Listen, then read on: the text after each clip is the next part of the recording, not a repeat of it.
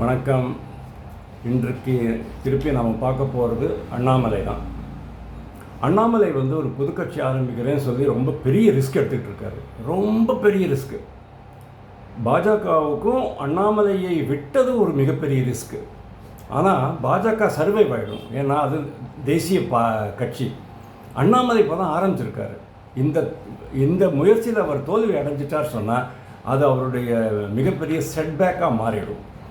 அண்ணாமலைக்கு வேண்டியது எல்லாமே ஒரே ஒரு வெற்றி தான்.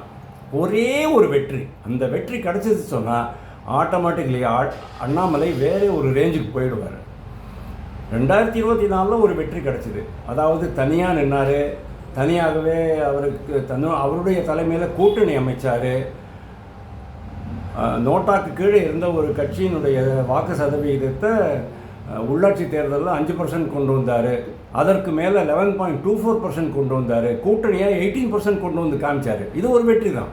ஆனால் அவர் முதல்வர் ஆகலையே. இவர் மாதிரி ஹிமந்தா பிஸ்வா சர்மா மாதிரியோ இல்லைன்னா சுவேந்து அதிகாரி மாதிரியோ அவர் முதல்வர் ஆகலையே அப்படின்னு தான் சில பேர் சொல்லுவாங்க. அந்த மாதிரியான ஒரு வெற்றி கிடைச்சிது சொன்னால் தான் அண்ணாமலையினுடைய நடவடிக்கையை நியாயப்படுத்த முடியும். அதனால அவருக்கு ஒரு வெற்றி மிகவும் அவசியம் அப்படின்னு நான் பார்க்குறேன். தோல்வி அடைஞ்ச உடனே, அதாவது அவருக்கு ரெண்டு அரசியல் தேர்தல் தோல்வி. ஒன்று அரவக்குறிச்சியில் சட்டசபை தேர்தல் தோல்வி, இன்னொன்று கோயம்புத்தூரில் மக்களவை தேர்தல் தோல்வி. அதுக்கப்புறமா அவருக்கு தன்னுடைய கட்சியை தனியாக நடத்திட்டு போகணுன்னு ஆசைப்பட்டார். அதிமுக கூட கூட்டணி வைக்க வேண்டியதாக போச்சு. அது இன்னொரு தோல்வி. அதுக்கப்புறமா 2026 நடந்தது ஒரு மிக மிக பெரிய தோல்வின்னு வச்சுக்கோங்க. ஆனால் அந்த தோல்வியை பார்த்து தோண்டு போகிற மனுஷன் கிடையாது அண்ணாமலை. நிறைய பேர் என்ன பண்ணுவாங்க, ஒரு 2-3 ட்ரிப்பு தோல்வி அடைஞ்சிட்டாங்கன்னு சொன்னால் ஆட்டோமேட்டிக்கலி அவங்க தன்னுடைய இலக்கை மாற்றிக்குவாங்க. தன்னுடைய அந்த நடவடிக்கைகளை கைவிட்டு வெளில போயிடுவாங்க. அண்ணாமலை கூட அரசியல்லேருந்து துறவரம் வாங்கியிருக்கலாம், தப்பே கிடையாது. அவர் பாட்டுக்கு அவருடைய பிஸ்னஸை பார்த்துக்கிட்டு இருக்கலாம், ஆடு மாடு மேய்ச்சிக்கிட்டு இருக்கலாம், விவசாய நிலங்களை பார்த்துக்கலாம், அம்மா அப்பாவை பார்த்துக்கலாம், இதெல்லாம் பண்ணிக்கிட்டு இருக்கலாம். ஆனால் அவர் அப்படி பண்ணலையே. அப்படி அவர் பண்ணியிருந்தார் சொன்னால் அவரை யாரும் குறை கூற முடியாது. ஆனால் அவர் அப்படி பண்ண விரும்பலை. அவருடைய இலக்கு அவருடைய மனசில் ஆழமாக தான் இருந்திருக்கு.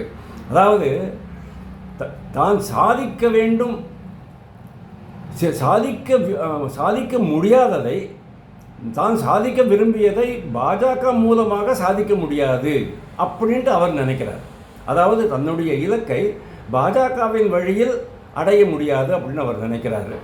ஆனால் அந்த பாஜகவை தான் கையை விட்டாரே தவிர தன்னுடைய இலக்கை கையை விடலை. இதை தான் நீங்கள் புரிஞ்சுக்கணும். அவருடைய இலக்கில் அவர் இன்னும் உறுதியாகத்தான் இருக்கிறார் அப்படிங்கிறத பார்க்குறோம். ஓகே, ஒரு பாதை சரியில்லை அப்படின்னா நம்ம என்ன பண்ணுவோம், சரி அடுத்த பாதைக்கு போகலாமே அப்படின்னு தானே பார்ப்போம். ஃபார் எக்ஸாம்பிள், இந்த ஜங்கிளில் ட்ரெக்கிங் போவாங்க, காடுகளில் ட்ரெக்கிங் பண்ணுவாங்க. அவங்க ஒரு குறிப்பிட்ட ஸ்பாட்டுக்கு அவங்களுக்கு போகிறதுக்கு ஏகப்பட்ட வழிகள் இருக்கும். எல்லாமே அது என்னது, மக்கள் நடந்து போன அந்த பாதையாக இருக்கும், கால்நடைகள் நடக்கிற பாதையாக தான் இருக்கும். ஒத்தையடி பாதைம்பாங்க பாருங்கள். அது மாதிரி ஒரு பாதை இல்லைன்னா அடுத்த பாதையை சூஸ் பண்ணுவாங்க, அல்லைன்னா இன்னொரு அடுத்த பாதையை சூஸ் பண்ணுவாங்க. பாதையே இல்லை அப்படின்னா, உங்களுடைய இலக்கை அடைவதற்கு பாதையே இல்லை அப்படின்னா என்ன பண்ணுவீங்க, புதிய பாதையை போடுவீர்கள், புதிய பாதையை நீங்கள் வகுத்து கொள்வீர்கள். அதுதான் அண்ணாமலை பண்ணுறார்.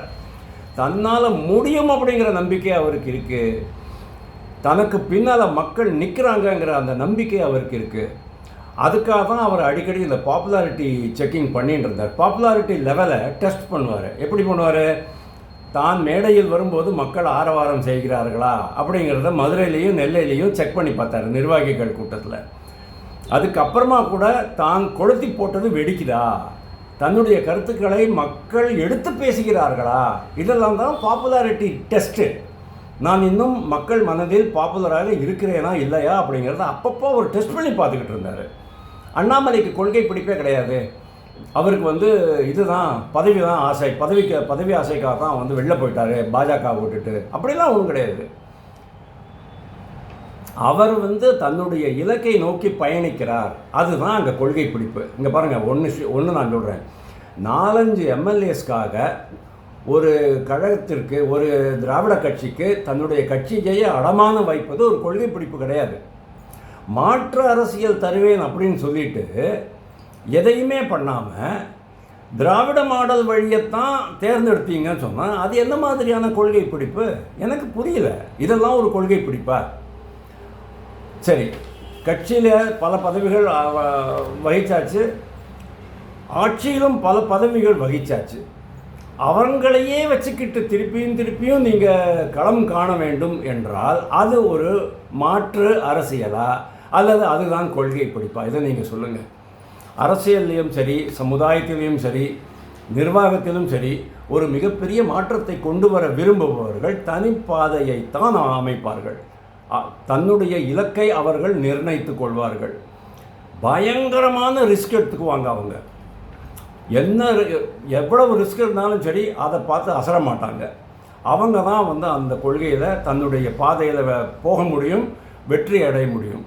ஆங்கிலத்தில் ஒரு சொலவடை இருக்குது, when the going is tough, the tough gets going அப்படிமா. அதாவது பயணிக்கும் பாதை மிகவும் கடினமாக இருந்தால் மிகவும் வலுவானவர்கள், மன அளவில் கடினமாக இருப்பவர்கள் தான் அந்த பாதையில் பயணித்து வெற்றி பெறுவார்கள். அண்ணாமலை மேற்கொண்ட பாதை மிகவும் கடினமான பாதை. ஆனால் அண்ணாமலையே ஒரு மிகவும் கடினமான மனிதர். அப்படிங்கிறதுனால தான் நான் திருப்பி சொல்கிறேன், அண்ணாமலை இந்த பாதையில் வெற்றி பெறுவார். காலம் உங்களுக்கு அதை உணர்த்தப் போகிறது. மிக்க நன்றி.